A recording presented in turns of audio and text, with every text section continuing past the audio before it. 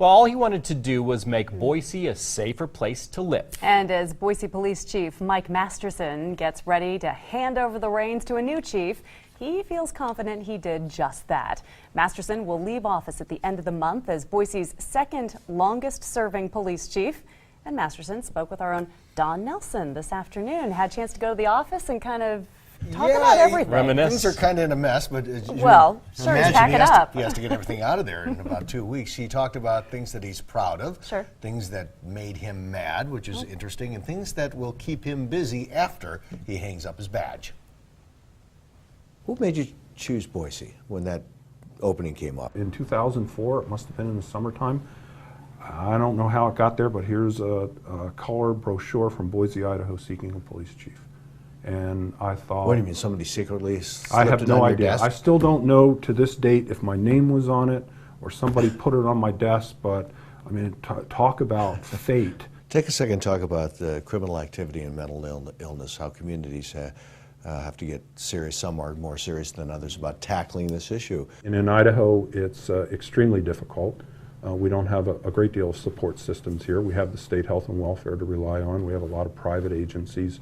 But you know what? Our calls for service began to steadily increase. That made a number of us here in the department take pause and say, let's take a look at this and see if we can do something differently. I think what's interesting is I think a lot of people were pleasantly surprised to kind of see you get fired up about the issue of guns on campus. I don't think I was treated with respect and dignity. I went up, I thought I had an important message to share. As other chiefs did around the state. And my colleagues were there. It was nothing personal about me not being able to testify. I had registered to testify. I was one of the first people.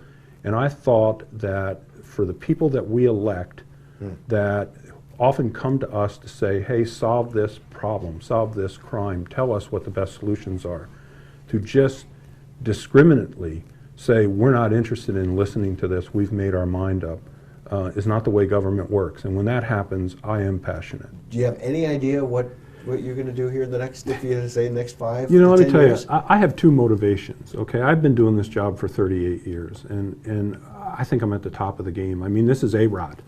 I don't want to stick around for another 5 years and see my home runs go down and other things. I want to leave while I'm on top and knowing that I made a difference. The other thing is, I've been married to this wonderful woman for 39 years. But you know, it's been my longest relationship of any, but I haven't spent a whole lot of time with her. I mean, over those 39 years, she's had her own career. We've worked different hours or different days off. We've raised kids. And so I think it's time just to try to retire, try to spend more time, to try to see if it can be satisfied with a world of fishing and golf and walking and running the dog and, you know, maybe even going to the Y with her to work out in the morning. Good plans. He's got it all planned out. Well, and I know Vicki, and I know for a fact that she's agreeing to all that on the checklist. Right, exactly. Yeah. Go ahead. Well, I was going to say, we had the chance to be with Chief Masterson at the Wyakin Warrior Foundation Ball just a little while ago, a few weeks ago.